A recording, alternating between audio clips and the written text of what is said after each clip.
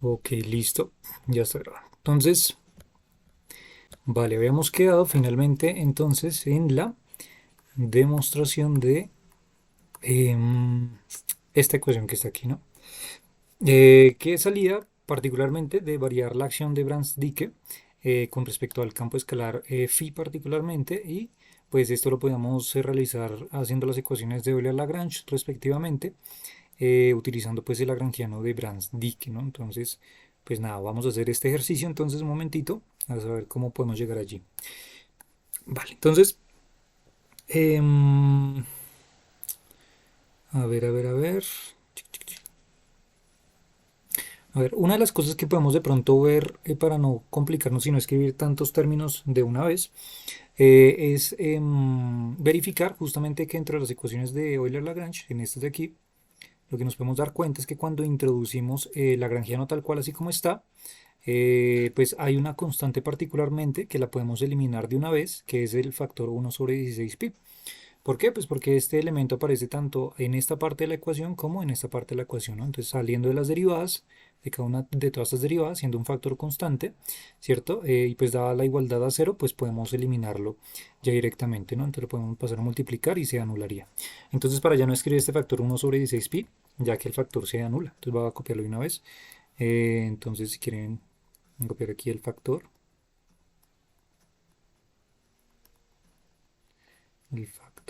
esto ya empezó a molestar, creo que me va a tocar en la siguiente página, entonces más bien voy a hacer lo siguiente. Vamos a copiarlo aquí. Eso es. Y le damos en la nueva página. Eso es. Listo. Entonces, vale. Ahora sí. Ya que el factor 1/16pi se anula en la igualdad.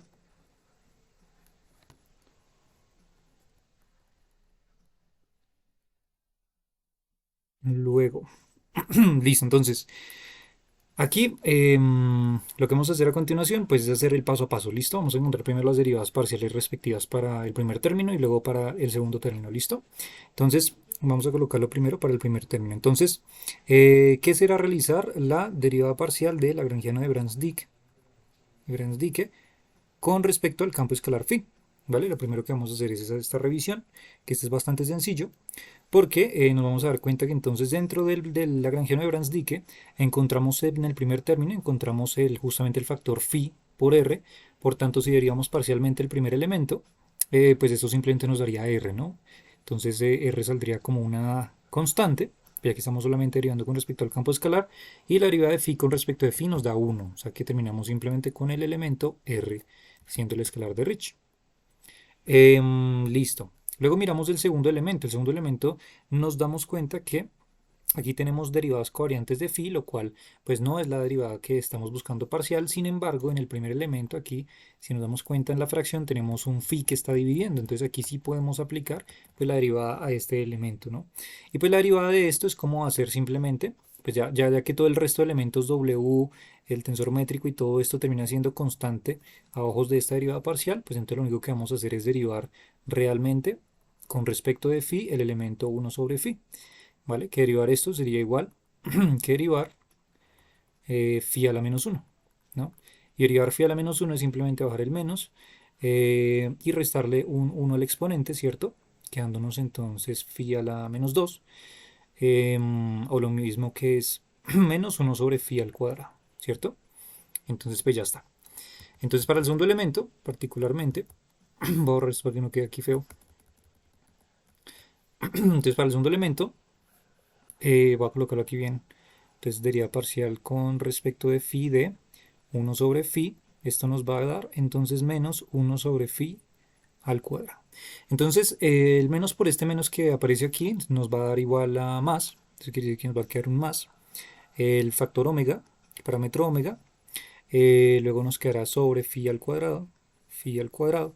Y aquí nos quedará entonces el tensor métrico g supra alfa beta y la derivada covariante sub alfa phi e y derivada covariante sub beta de phi, ¿no?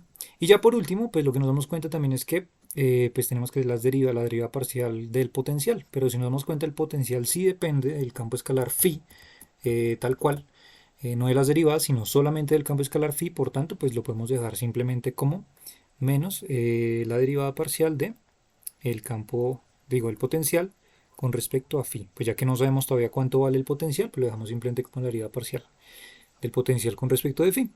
Y listo, ya encontramos entonces cuánto equivaldría a este primer elemento, que sería la derivada parcial del lagrangiano de Brans-Dicke con respecto al campo escalar. Ahora vamos a hacer la segunda parte, que sería este segundo pedazo. Primero vamos a arrancar con el argumento, el paréntesis, y esto es igual a la derivada parcial del lagrangiano de Brans-Dicke con respecto a las derivadas covariantes mu de phi, ¿no? Entonces, derivada covariante mu de phi. Y entonces aquí va a ser igual esto. Entonces, vamos a hacer la revisión. Entonces, en primer lugar, ¿qué es lo que podemos detallar? A ver, tanto para el primer término, pero bueno, tanto para el primer término, este de aquí, como para el último término, si nos damos cuenta, son elementos que no dependen de las derivadas covariantes del campo escalar o de las derivadas del campo escalar, solamente del campo escalar en sí, neto. ¿Vale? El único término del lagrangiano de Brans-Dicke que sí depende de las derivadas es el segundo, este de acá. Por tanto, para el primero y para el tercero, pues derivar esto va a significar simplemente obtener 0. ¿Ok? Entonces, para la primera derivada, o sea, para el primer elemento, esto nos va a dar 0. Para el tercer elemento también nos va a dar 0, ya que no depende de las derivadas, pero para el segundo sí lo tenemos que realizar. ¿Listo? Entonces, ¿cómo nos va a quedar? Entonces, esto nos quedaría así como la derivada parcial con respecto a derivada covariante mu de phi de todo este paréntesis que está acá, ¿no? Entonces tendríamos menos omega sobre phi g supra alfa beta, derivada covariante alfa de phi, derivada covariante beta de phi, y ya, y no tenemos que preocuparnos por los otros términos. ¿Listo? Ahora, entonces, ¿qué es lo que tenemos que hacer aquí? Pues aplicar entonces pues, la derivada de un producto. ¿Por qué? Porque si nos damos cuenta, aquí lo que tenemos es la derivada parcial con respecto a las derivadas del campo escalar, pero si nos damos cuenta aquí tenemos dos derivadas del campo escalar, ¿no? Por tanto, si tenemos dos derivadas del campo escalar, pues lo que tenemos que aplicar será la regla de Leibniz o derivada de un producto, ¿vale? Pues ya que tenemos dos factores multiplicativos. Y los elementos constantes, en este caso, pues ¿qué quería constante? Quería constante el menos omega sobre phi y el tensor métrico g supra alfa beta, ¿ok? Bueno, aunque este G supra alfa beta, de hecho, creo que me sirve más dejarlo por dentro, ya nos vamos a dar cuenta por qué. Entonces, ¿qué es lo que nos quedaría dentro al aplicar esas derivadas? Pues lo que nos quedaría sería entonces G supra alfa beta, ¿cierto? Entonces sería este, por la derivada del primero y el segundo sin derivar, o sea, quedaría como derivada parcial de la derivada covariante sub alfa de phi con respecto a la derivada covariante sub mu de phi, que sería la derivada del primero, por el segundo sin derivar, o sea, derivada covariante beta de phi.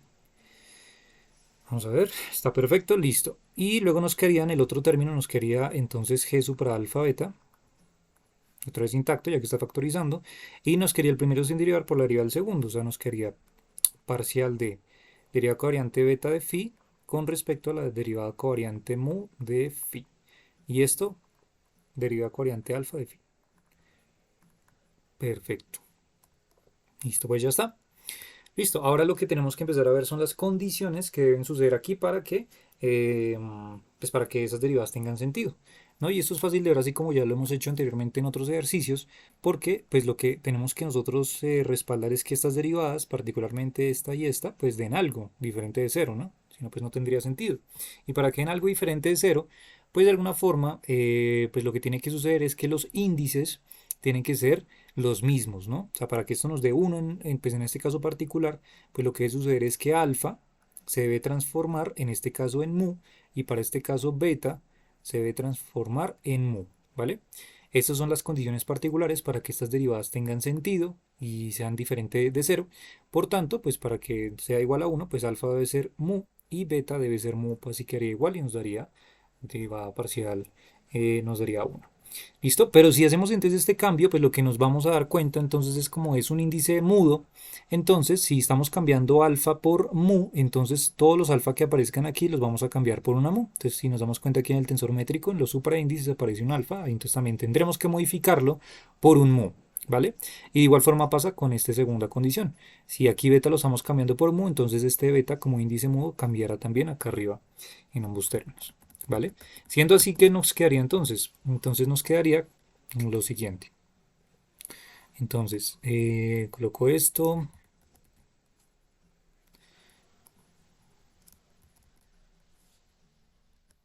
Ok, entonces nos quedaría G supra. Y entonces ahora en vez de alfa vamos a colocar mu. Y el beta, si lo dejamos intacto, beta, ¿listo? Y esto ya al haber hecho esta transformación de los índices, alfa por mu, entonces esta derivada nos da 1 y nos quedamos simplemente con la derivada covariante beta de phi. ¿Listo? Ya que esto nos da 1 haciendo este cambio de índices. Y de igual forma pasará para el otro término. Entonces para el otro término tendremos el tensor métrico, supra alfa, y ya no va a ser beta, sino va a ser mu, ¿no? Entonces tendremos supra alfa,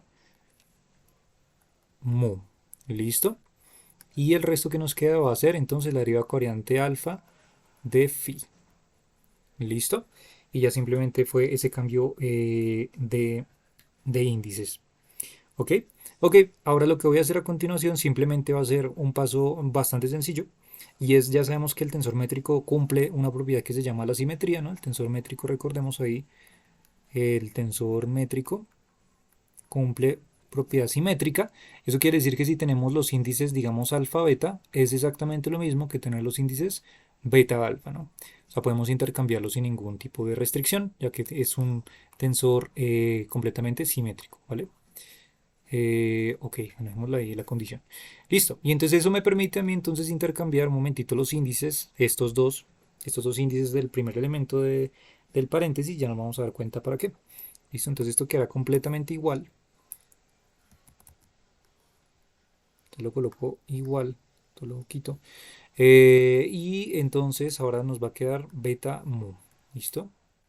Siendo un poquito estrictos con el orden de la demostración que estamos haciendo.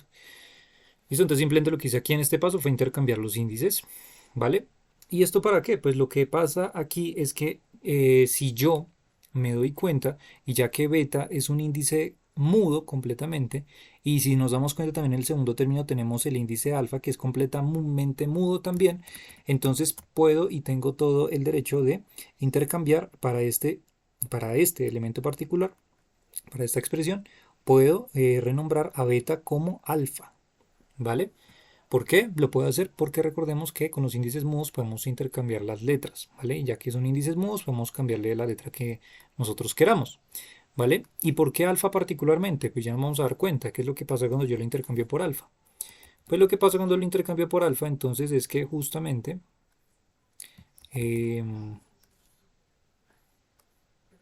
este elemento, bueno, de hecho es este mismo, va a ser este mismo, se va a repetir dos veces y se van a terminar sumando. ¿Listo? Entonces fíjense lo que pasa con este término particularmente.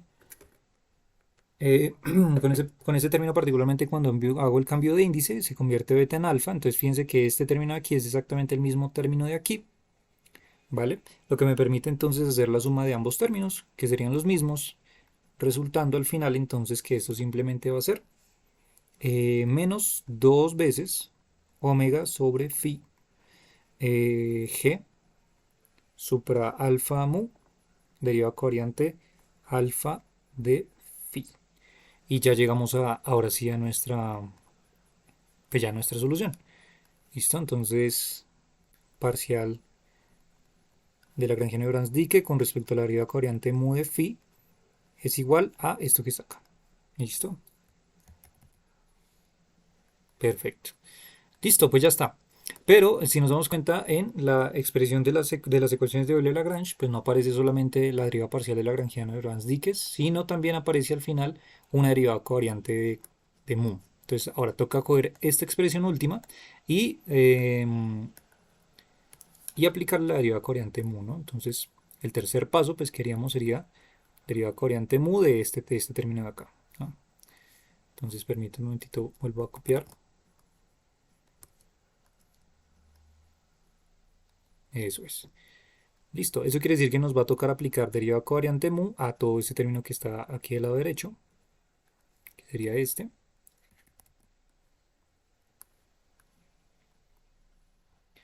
¿Listo? Vale, perfecto. Listo. Entonces ahora lo que nos toca hacer es revisar esto. Bueno, inclusive podemos agregar el signo de una vez. El signo menos, ya que si nos damos cuenta que lleva un signo menos, entonces pues si quieren lo agregamos de una vez para colocarlo aquí de color azul. Listo, ahí está. Ok, entonces, vale, ¿qué tendríamos que hacer aquí? Pues lo primero sería, bueno, este signo menos se anularía con el otro signo menos, que nos quería el signo positivo. O sea, que nos quería simplemente la derivada coreante mu de este término, ¿no?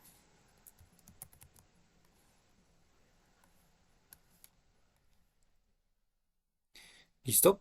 Ok, listo. Y entonces ahora, ¿qué es lo que tengo que hacer? Pues lo que tengo que hacer es entonces identificar cómo puedo aplicar esta derivada covariante dentro de los elementos que están aquí dentro. Sabemos que el 2 es un parámetro constante, el omega también es un parámetro constante, libre, ¿cierto?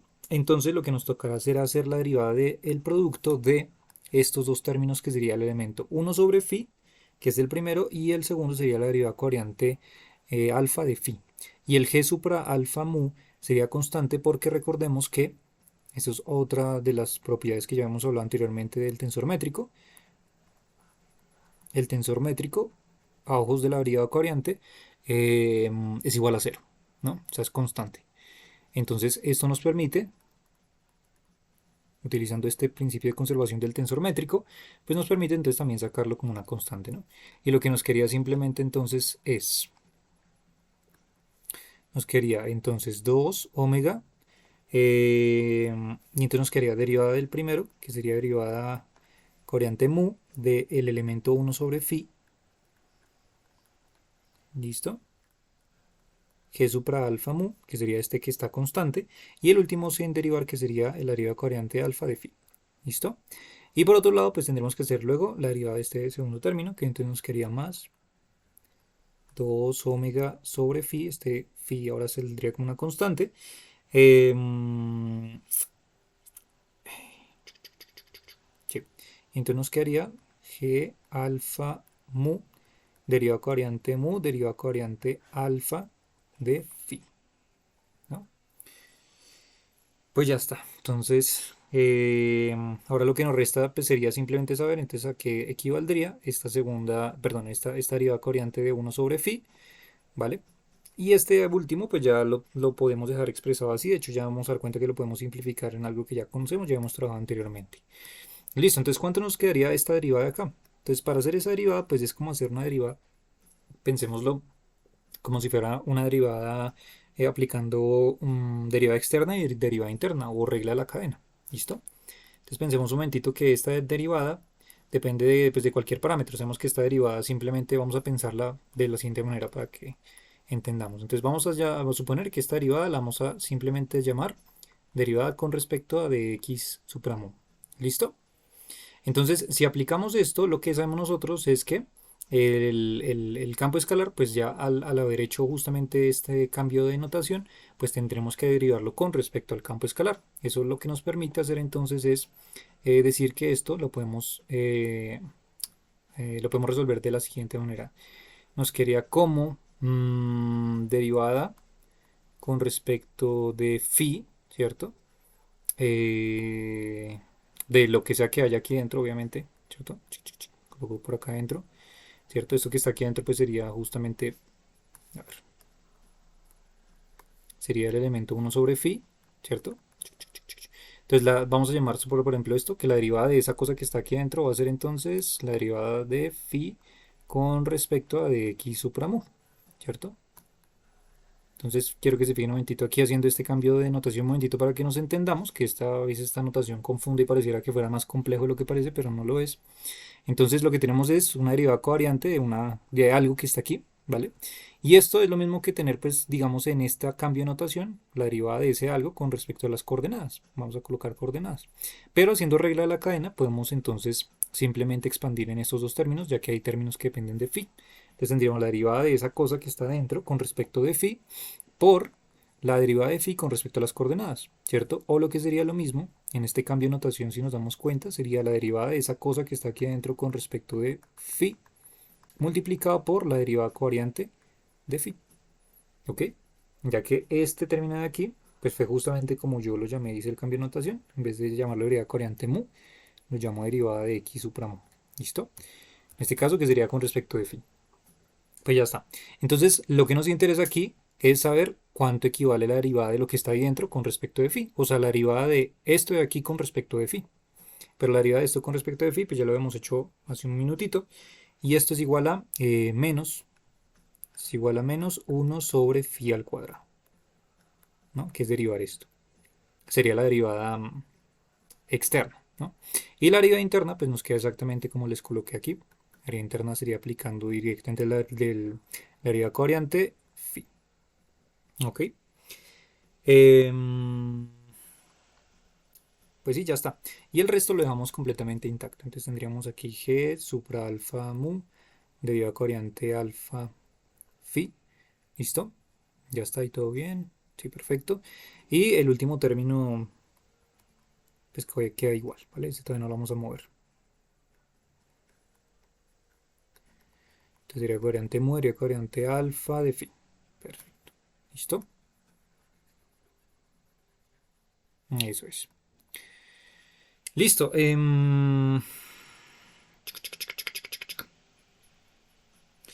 Ok. Y ahora, a ver una cosita, miro por aquí. Vale, perfecto. Listo, ahí está todo bien. Entonces, lo que tendríamos sería que menos, nuestra conclusión hasta ahora es que menos la derivada covariante mu de el lagrangiano, de la derivada del lagrangiano de Brans-Dicke, con respecto a la derivada covariante mu de phi, esto va a ser igual entonces a este término, pero entonces ahora en un momentito voy a contraer, que así es como lo colocan y de hecho así fue como yo se los puse en la expresión final, voy a contraer la derivada covariante con el tensor métrico. ¿Listo? Entonces si nos damos cuenta aquí, contraerlo simplemente lo que me va a permitir es cancelar el alfa con el alfa y el mu pasa a ser parte de la derivada covariante como supraíndice. ¿Listo? Eso quiere decir que ¿qué me va a quedar? Me va a quedar como menos 2 omega sobre phi al cuadrado, este phi que nos dio acá. ¿Listo? Y luego nos quedaría entonces derivada covariante mu de phi y derivada covariante supra mu de phi. ¿Listo?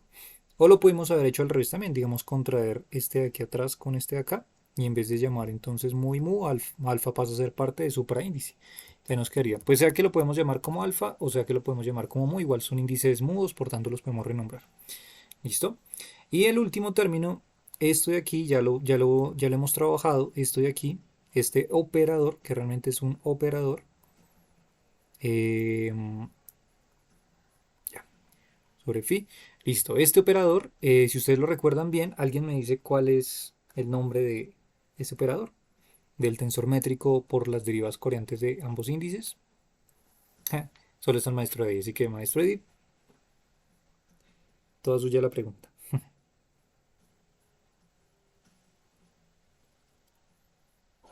Ese es el lambertiano, ¿no? Correcto, ese es el de Lambertiano. Eso es, el cuadradito. El de Lambertiano, que se define así tal cual. Entonces es el tensor métrico por las derivadas covariantes de cada uno de los términos. Eso quiere decir que entonces lo podemos colocar como el de Lambertiano, simplemente de phi. ¿Listo? Ok. Listo, entonces, ya teniendo todo eso, ahora sí ya tenemos todo, creo que ya sí ya tenemos todos los elementos, los voy a resaltar. Entonces tenemos este elemento, este de aquí. Tenemos entonces, bueno, sí, ese que es el importante y este de aquí. Listo, entonces ya podemos reemplazar todo eso en las ecuaciones de Euler-Lagrange. Y entonces, pues unificándolo, o sea, reemplazando las ecuaciones de Euler-Lagrange por eso, ¿qué obtendríamos? Entonces vamos a primero reemplazarlo primero, que sería esto de acá. Entonces lo voy a volver a copiar abajo. Entonces voy a copiarlo por acá.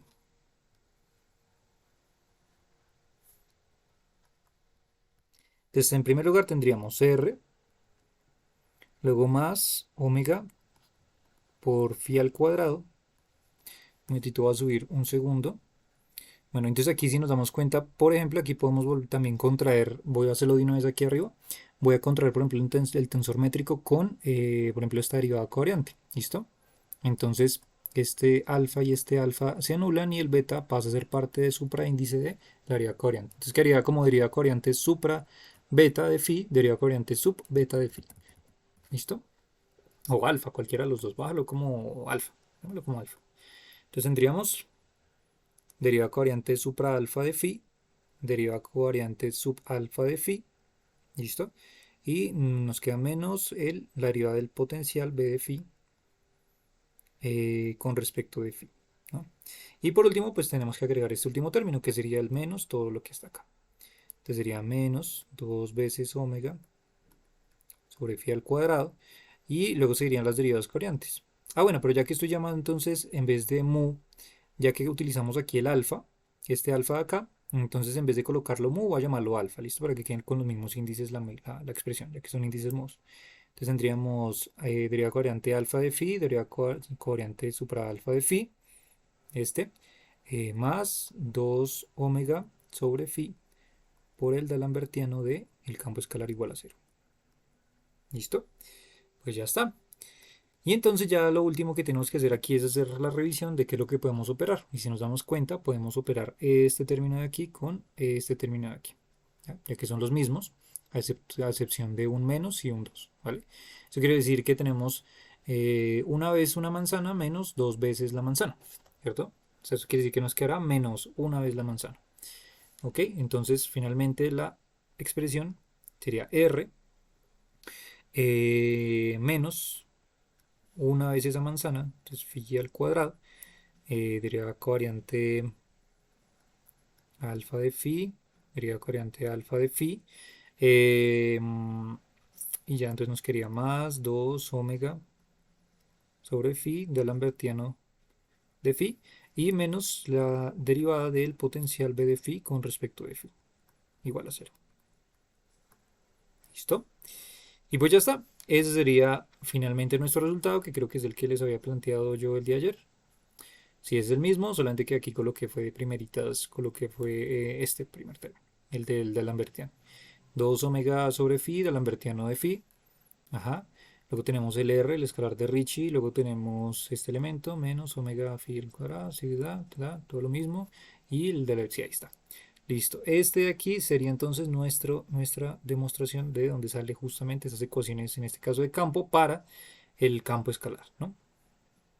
Listo. Pues ya está.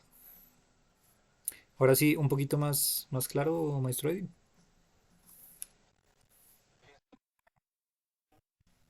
Sí, ya un poquito más. Don, ¿sí? ¿Dónde estaba por ahí como el problemilla?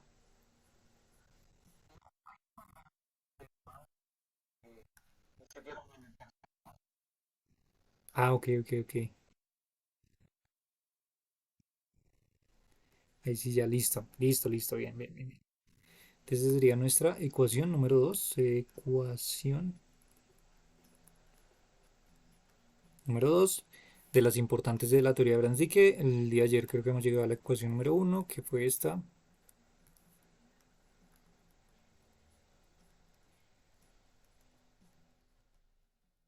Listo, entonces tenemos la ecuación 1, tenemos la ecuación 2.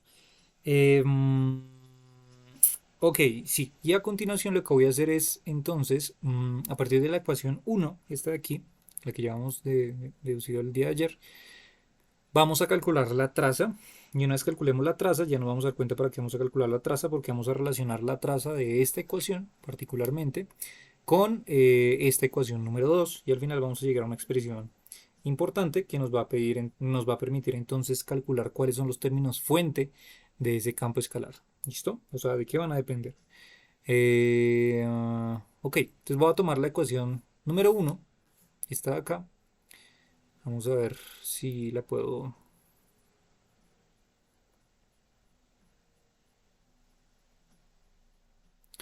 em, entonces sería una nueva página. Ah, changos, pero aquí quedó. A ver, esperen a ver si puedo modificar un momentito esta. Eso es, ahora sí. A ver, atrás, eso es. Listo, entonces voy a calcular la traza. Listo, calculando la traza de la ecuación número uno. Calculando la traza. Calculando la traza de la ecuación número uno, ¿qué es lo que tenemos? Recordemos que para calcular la traza de una ecuación tensorial, lo que tenemos que hacer es simplemente multiplicar la ecuación por el tensor métrico, em, pues contravariante en este caso, ¿no? O sea, con los índices de arriba. Eso quiere decir que lo que tenemos que hacer será multiplicar g supra mu nu por el tensor, en este caso de Einstein, g mu nu, igual a, y todo el resto va a quedar igual, multiplicado por un g supra mu nu, ¿no? Entonces tendremos 8 pi sobre phi. Aquí tendremos entonces g supra mu nu, t sub mu nu, luego más. Lo que aquí tendremos entonces omega sobre phi al cuadrado.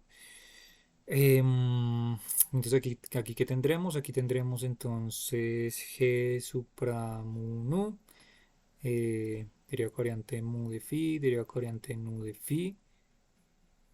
Aquí tendremos menos 1 sobre 2 de g supra mu nu, g sub mu nu, de derivada covariante alfa de phi, derivada covariante alfa de phi. Si cerramos, lo que aquí tendríamos más 1 sobre phi. Aquí dentro entonces quedaría g supra mu nu, derivada covariante mu, derivada covariante nu de phi.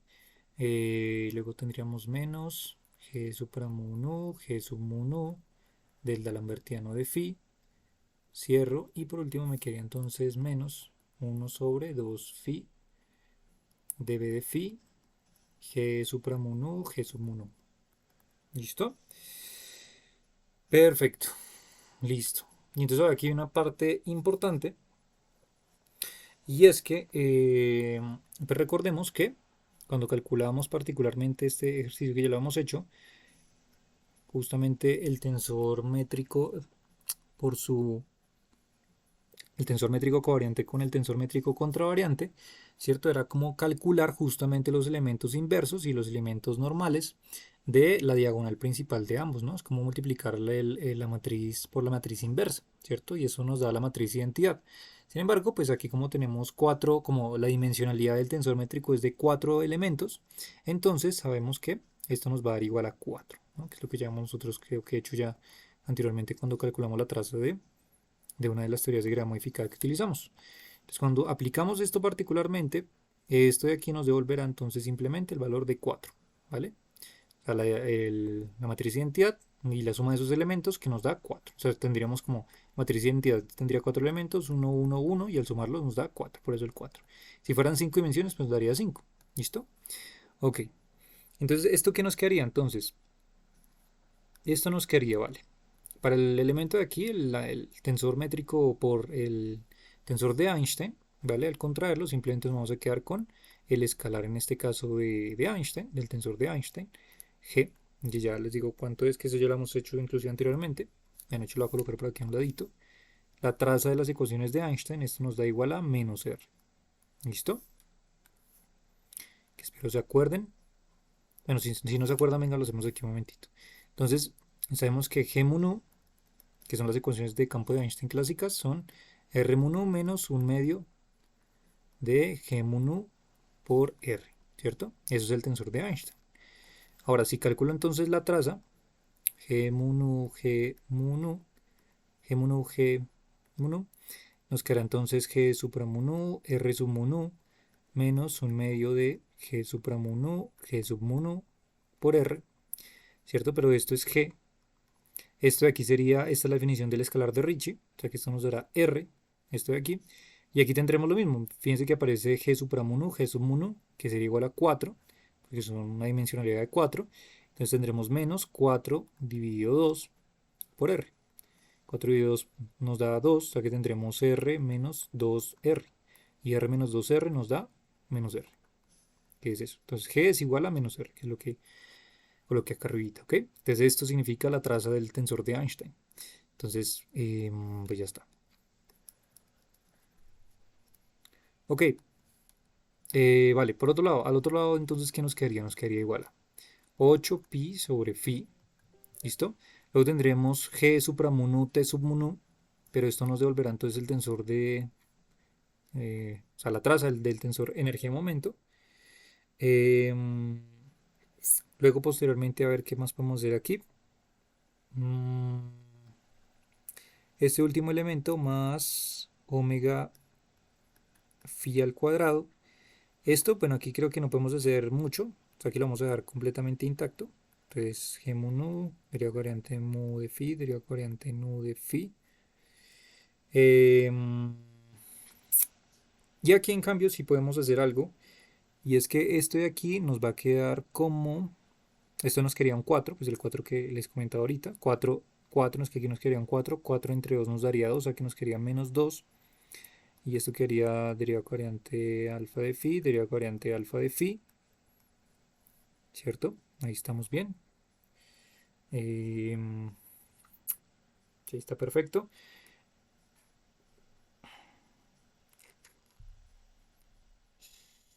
Sí. Y listo. Y luego seguimos aquí con los otros términos. Entonces luego tendríamos más 1 sobre phi. Y entonces quiero que nos fijemos un momentito. Esperen, que lo coloco bien acá. Sobre phi. Entonces quiero que nos fijemos un momentito en que esto de aquí vuelve a ser la definición del D'Alembertiano, que ya hemos dicho, G supramu nu derivada covariante mu derivada covariante nu, nos devuelve el D'Alembertiano, o sea que lo podemos reemplazar. Y por aquí volvemos a obtener un 4, ¿no? Entonces, esto nos quedaría así como D'Alembertiano de phi, ¿cierto? Y aquí nos quedaría menos 4 veces el D'Alembertiano de phi. ¿Listo? Y aquí por último nos quedaría entonces menos, esto nos daría otra vez, nos daría 4, 4 entre 2 nos da otra vez 2, o sea que nos quedaría como menos 2b, 2 sobre phi, perdón, 2 sobre phi por el potencial b de phi. ¿Listo? Vamos a ver, espera un momentito, verifico que todo haya quedado bien.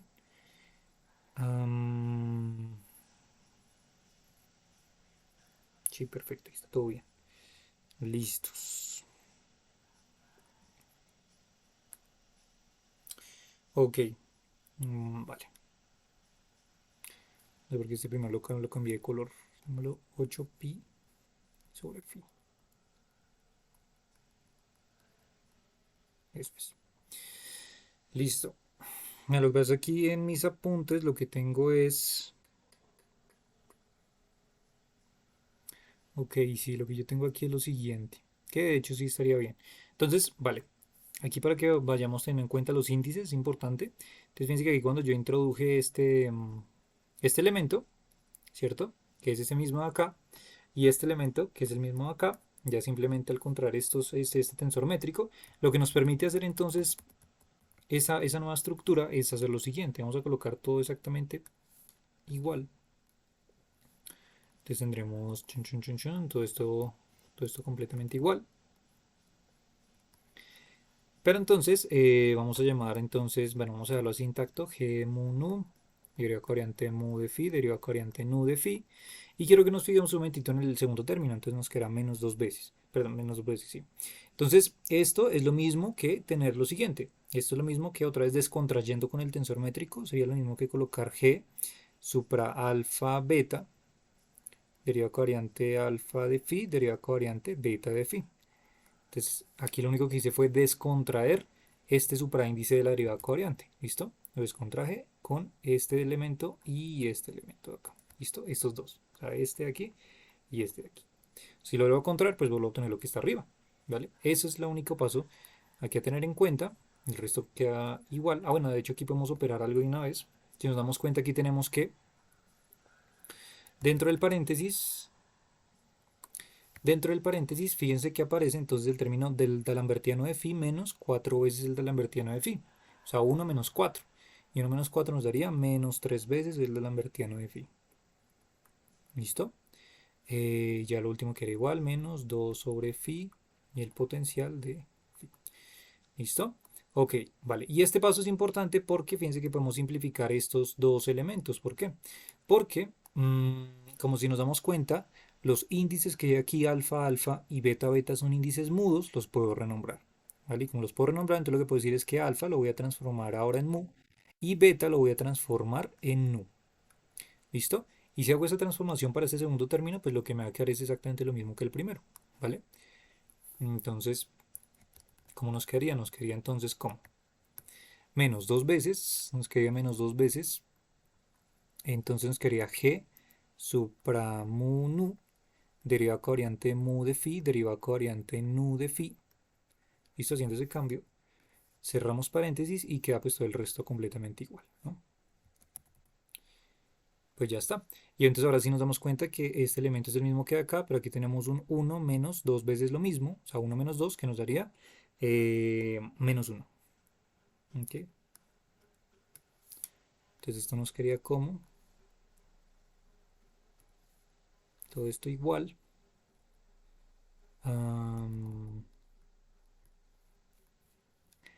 Listo, el menos de una lo va a sacar, entonces tendríamos menos omega phi al cuadrado. Y esto nos quedaría entonces como g supra mu nu, derivada covariante mu de phi, derivada covariante nu de phi. ¿Listo? Y el resto. Bueno, este menos de una lo agrego, entonces sería menos 1 sobre, no, sería 3 veces, perdón, 3 veces sobre phi del lambertiano de phi. ¿Listo? Y por último, menos 2 sobre phi potencial de phi, b de phi. Listo, ya está. Esto si quieren lo puedo volver bueno, a contraer. O sea, puedo otra vez volver a contraer este de aquí con este de acá si quieren, para que nos quede como supra índice. Y voy a reemplazar el término, el escalar de Einstein, del tensor de Einstein, que habíamos dicho que era igual a menos r. Entonces simplemente lo reemplazo. Esto nos quedará como menos r igual a todo esto mismo. Pues tengan en cuenta aquí la contracción otra vez. Entonces quedaría menos omega sobre phi al cuadrado. Y aquí entonces contrayéndolo nos quería derivada covariante mu de phi, derivada supra mu de phi, menos 3 sobre phi del lambertiano de phi, menos 2 sobre phi b de phi. ¿Listo? Listo, ya estamos llegando al final, entonces haciendo pasando el menos del otro lado, multiplicando por menos de ambos lados de la igualdad, ¿qué nos quedaría?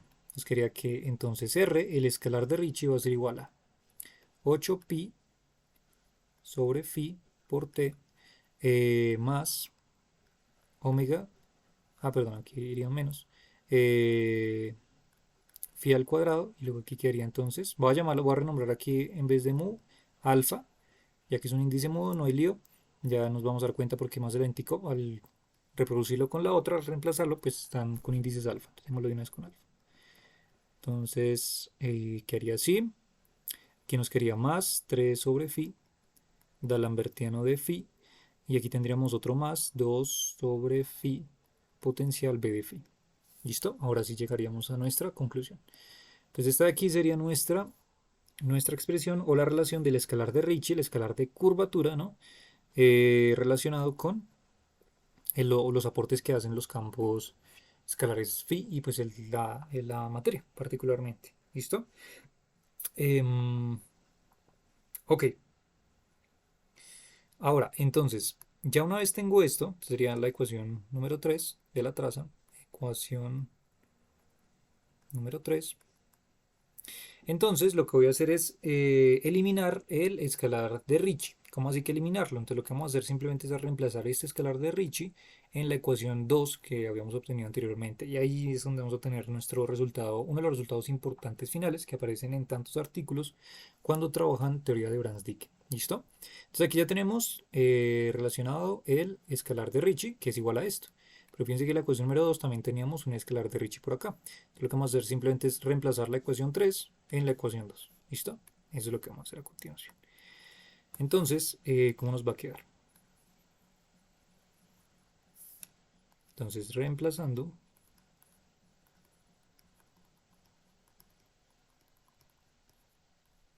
la número 3 en número 2,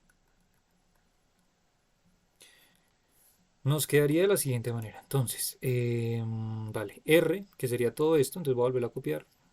Chun.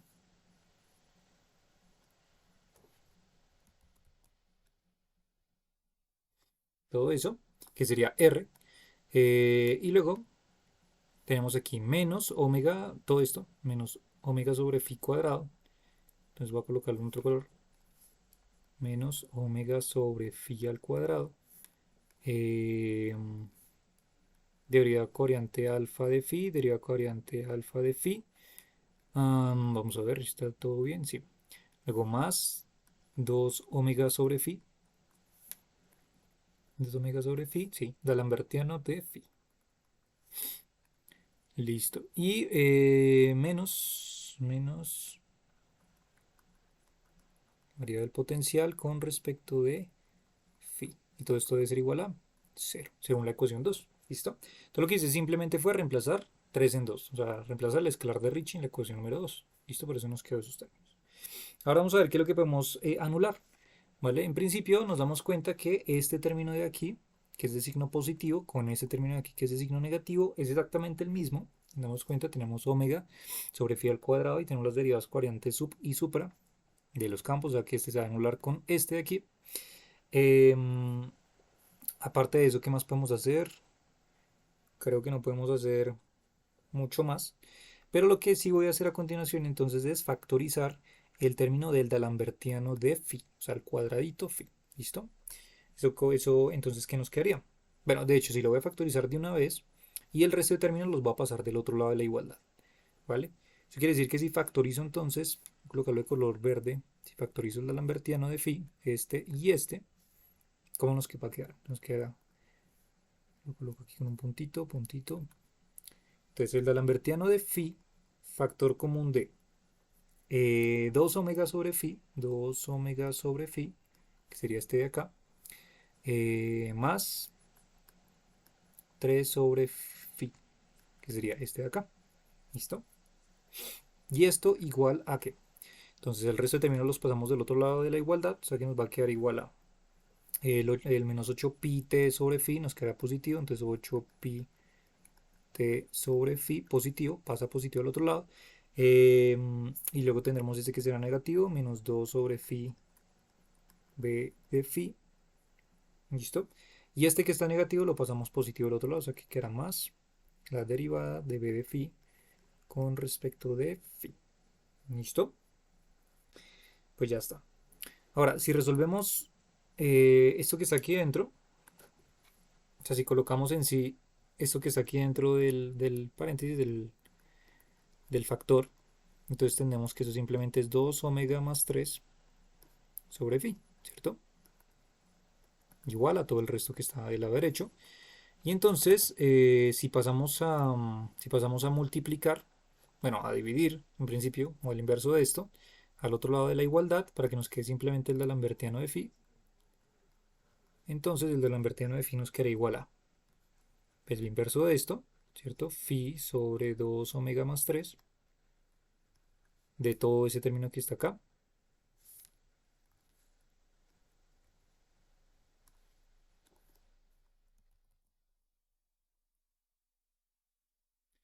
Listo, ¿cierto?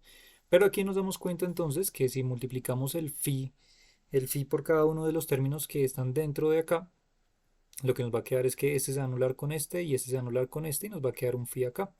Listo, y llegamos a la expresión que usualmente aparecen en estos artículos y es entonces que el término fuente o el d'Alembertiano de phi, listo, va a ser igual a el elemento 1 sobre 2 omega más 3,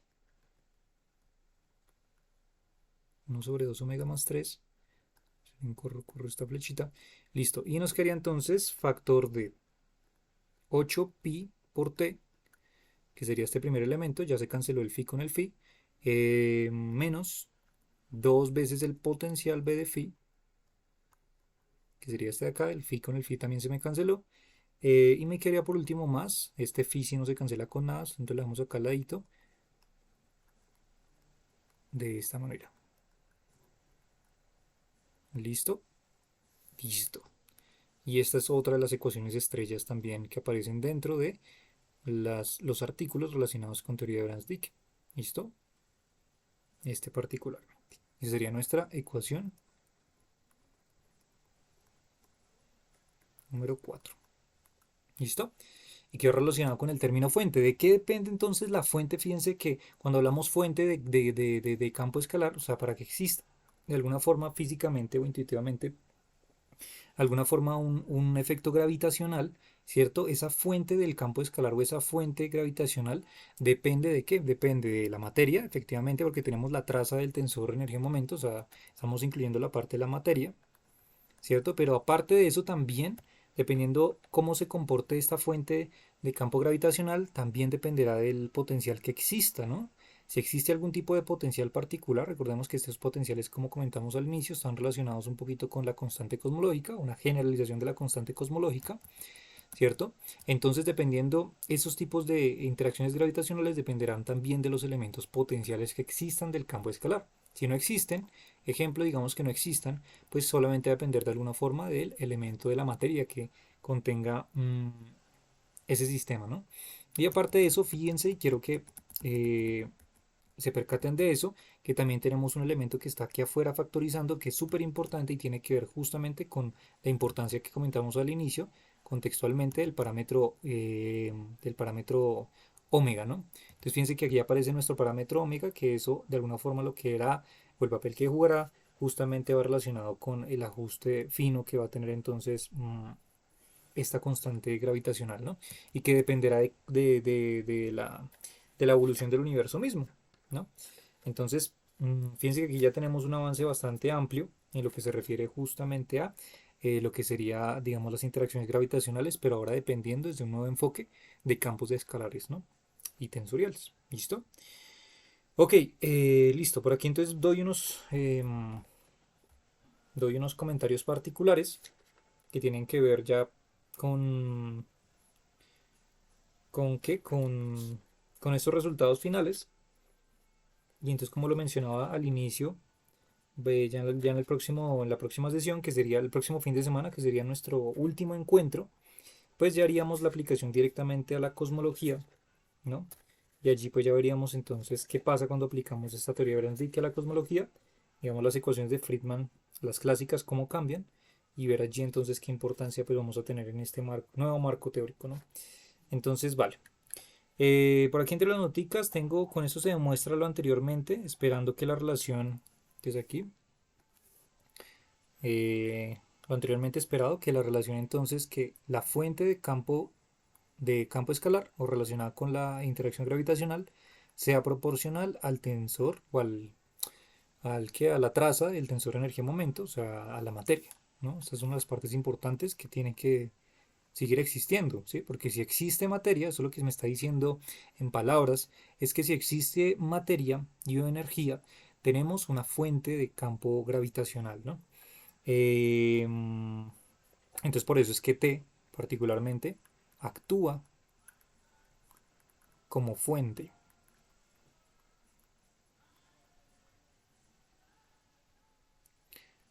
actúa como fuente de campo gravitacional,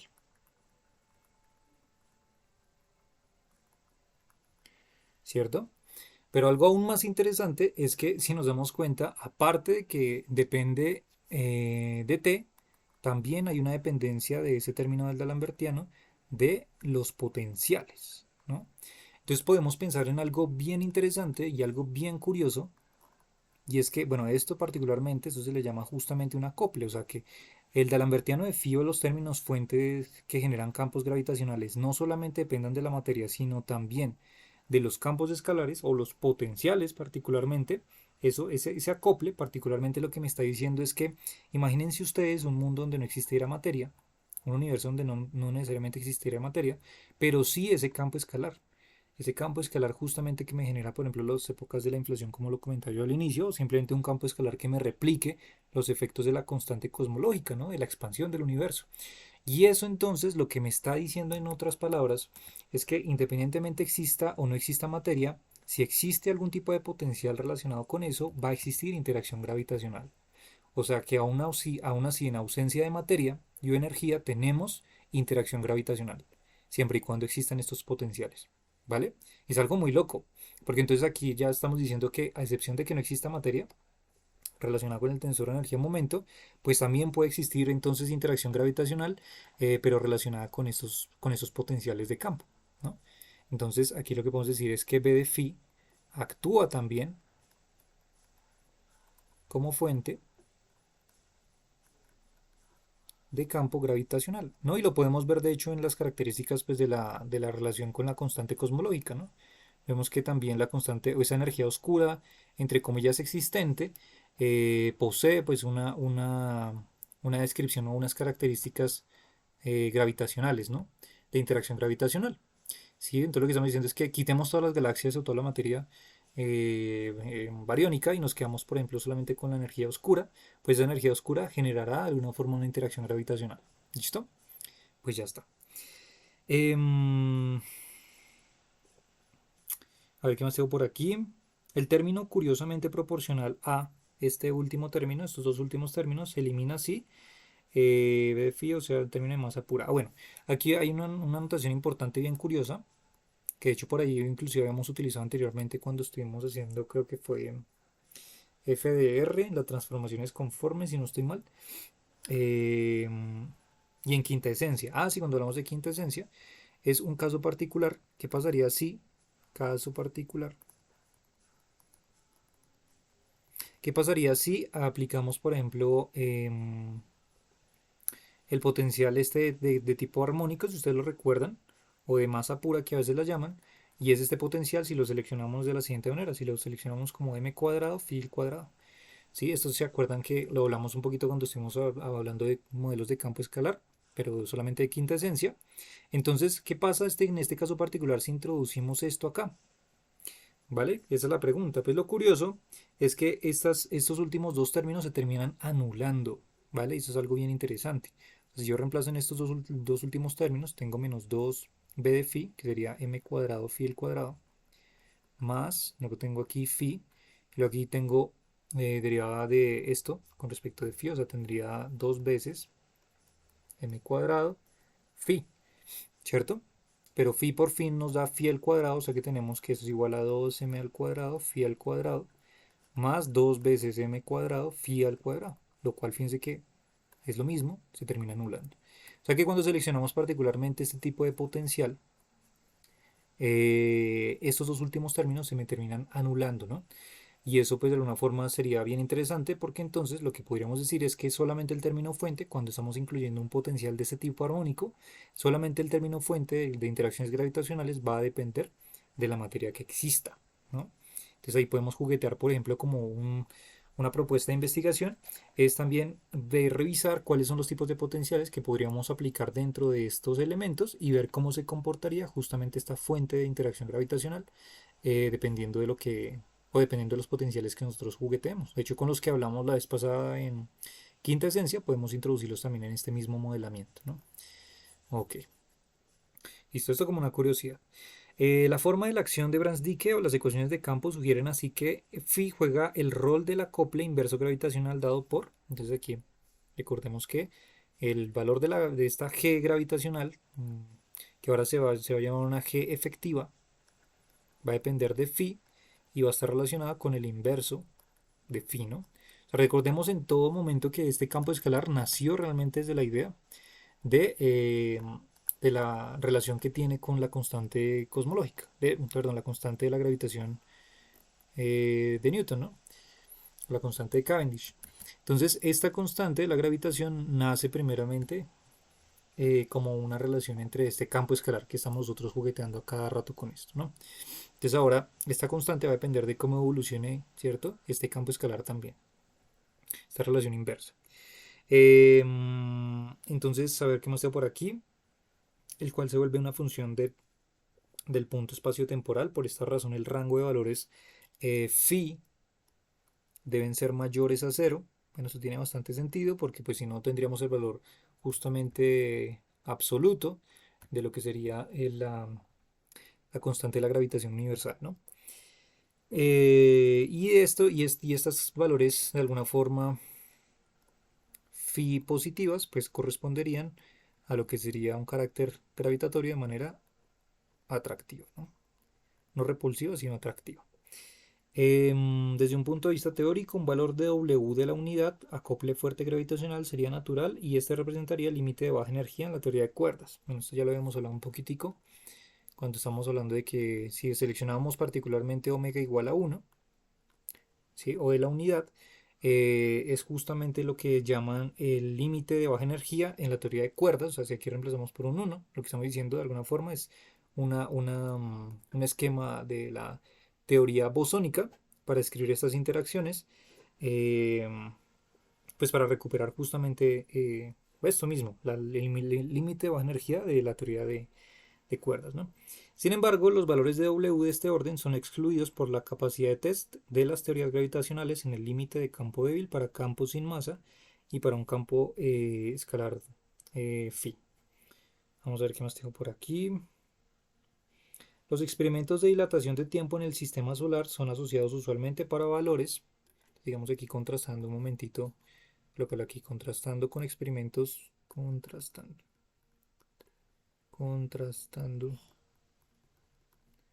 con experimentos en el sistema solar, o sea, para límites de campo débil, sistema solar. Em, entonces, usualmente omega toma valores mayores o iguales a 500. Un límite inferior más reciente sugiere que W, bueno, esto es, digamos que esto fue contrastando más o menos por la época de los años 80s, 90s, inclusive algunos 2000. Pero ya con experimentos cada vez más recientes, entonces con observaciones más recientes sugieren que W es mayor a un valor de 3300. ¿Listo? Y esto recordemos que cada vez se va haciendo más grande si nos damos cuenta, porque porque una de las cosas más importantes que yo hablaba al inicio justamente de este parámetro W tenía que ver, omega, perdón, tenía que ver con la evolución del universo. Entonces, entre más grande justamente o entre más evolucionado fuera nuestro universo, los valores de omega tendían a ser grandes, ¿no? Mientras que para valores cada vez más pequeños, el valor de W tendía a ser del valor de la unidad, ¿no? Por eso es que en la teoría de cuerdas, para al menos cosmología cuántica, funciona bastante bien estos modelos, porque al omega tener el valor o tender al valor de la unidad, el valor de 1, pues lo que nos permite a nosotros es aproximar a que el universo era lo suficientemente pequeño para que estas perturbaciones cuánticas pues pudiéramos describirlas de esta manera como estamos armando este esquema teórico. ¿Listo? A ver, muchos físicos sienten que el gran valor de W requerido para satisfacer las restricciones experimentales equivale a un ajuste fino que hace que la teoría de Brans-Dicke eh, sea atractiva para ciertos casos desde el punto de vista físico. El interés renovado en Brans-Dicke y sus generalizaciones, conocidas colectivamente como teorías tensores escalares, surgió con el descubrimiento de que Brans-Dicke está estrechamente relacionado con la compactificación de Kaluza-Klein de dimensiones extraespaciales, una característica común a todas las teorías de unificación modernas. Esa partecita creo que la voy a copiar porque está bastante larga. Entonces, vamos a copiarlo por aquí.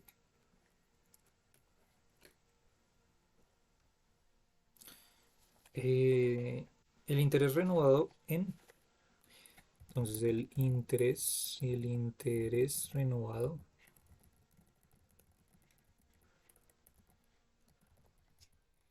y sus generalizaciones conocidas colectivamente como teorías escalares tensoriales surgió con el descubrimiento de que Brans-Dicke estaba estrechamente relacionada con la compactificación de la teoría de Kaluza-Klein. Esta teoría particularmente de Kaluza-Klein es de la que vamos a hablar en la segunda parte del curso, ya que aquí ya nos meteremos en más dimensiones, ¿no? Entonces aquí cuando toquemos en el siguiente curso la teoría de Kaluza-Klein nos daremos cuenta que cuando agregamos otra dimensión más, pues curiosamente una de las cosas más maravillosas es que cuando tú agregas esta quinta dimensión, y quieres reducir otra vez a las ecuaciones de cuatro dimensiones, con esa quinta dimensión que tú agregues podemos recuperar esta teoría que estamos nosotros construyendo, la teoría de Brans-Dicke. Es algo bien interesante que surge de incluir otra dimensión extra a las cuatro espaciales y temporales. Por eso digamos que aquí mencionan esa relación. Teoría de Kaluza-Klein de dimensiones extra espaciales. Una característica común a todas las teorías de gran unificación. Listo. Perfecto.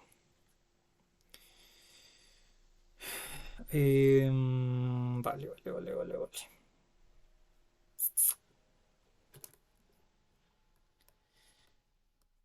Perfecto. A ver qué más. Aquí ya está toda la demostración. La traza. Sí. Estoy yéndome atrás.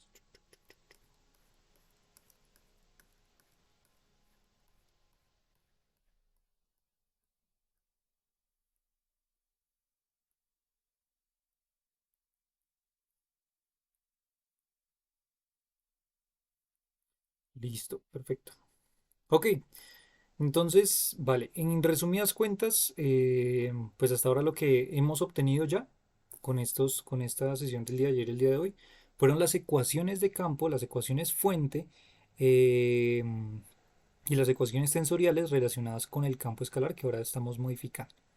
¿Eso qué quiere decir? Que tenemos ahora un nuevo esquema completamente generalizado, ¿cierto? De las ecuaciones clásicas de Einstein, ahora incluyendo el campo escalar relacionado con la constante de la gravitación.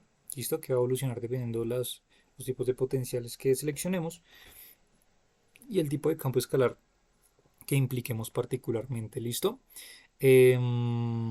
Entonces ya con este marco mucho más generalizado podemos aplicar y tal vez lo pongo otra vez sobre la mesa como una propuesta investigativa interesante que de hecho aún todavía se sigue trabajando esos modelos teóricos, es por ejemplo implementar estas ecuaciones de campo ya que estamos estructurando para diferentes sistemas físicos, por ejemplo como lo son por ejemplo agujeros negros o como lo son justamente galaxias o como lo son por ejemplo también modelos cosmológicos. ¿Por qué? Porque lo único que nosotros requerimos para hacer esos tipos de análisis es una métrica, ¿no?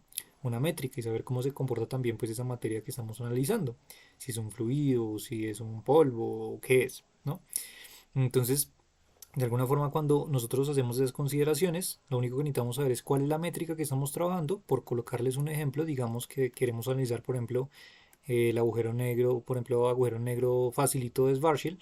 Entonces, con el agujero negro de Schwarzschild, lo único que necesito saber es su métrica, ¿cierto? Y con su métrica puedo ya saber la información, por ejemplo, del tensor perdón, del escalar de Ricci, o en su defecto podemos también conocer entonces, pues, o sea, cuál sería la relación directamente implicada con el tensor de energía-momento de este agujero negro, o, o dependiendo de la materia que nosotros queramos añadir dentro de las características, ¿no? Entonces lo único que necesitamos saber es eso. Entonces ya una vez tenemos eso, ya lo único que nosotros necesitamos hacer es seleccionar qué tipo de campo escalar vamos a elegir, por ejemplo un tipo de campo escalar como lo implementábamos anteriormente, por ejemplo, en modelos de quinta esencia, por ejemplo, armónico, y ver qué pasa si seleccionamos un campo escalar armónico, ¿no? A ver cómo se comporta todo esto. Y ya tenemos las ecuaciones de campo que al solucionarlas, pues me harían la predicción de cómo se comportaría esos fenómenos astrofísicos o cosmológicos utilizando estos campos, ¿no? Entonces ahí es donde viene la parte interesante de investigación que pues les propondría de pronto como si les interesaría trabajar en ella, pues porque hay bastante por hacer.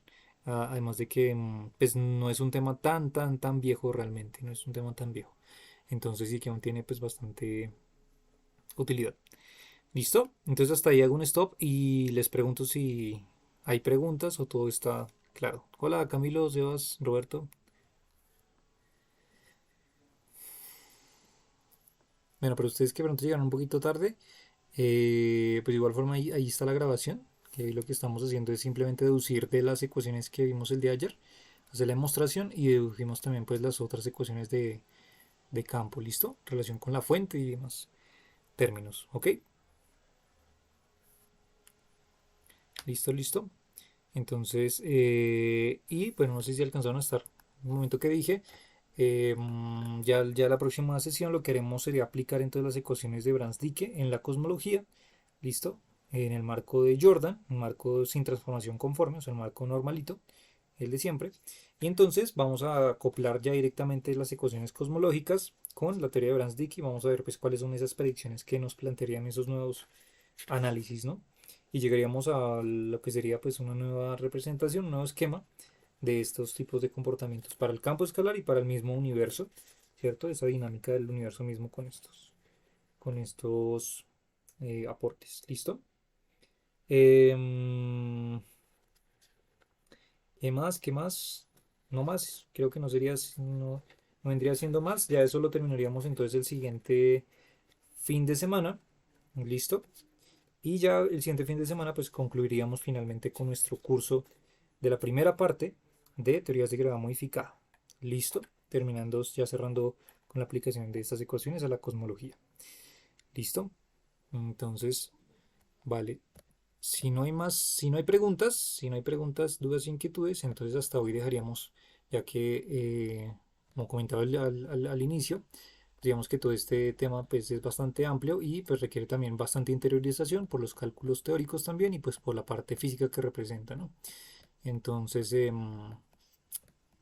pues esto no sería más por el día de hoy, ¿listo? Entonces, pues nada, chicos, si no hay preguntas ni nada, nos veríamos entonces el siguiente fin de semana y ya concluiríamos entonces nuestra primera parte del curso, ¿listo? Entonces, espero se encuentren muy bien y entonces nos vemos el siguiente fin de semana. Hasta luego.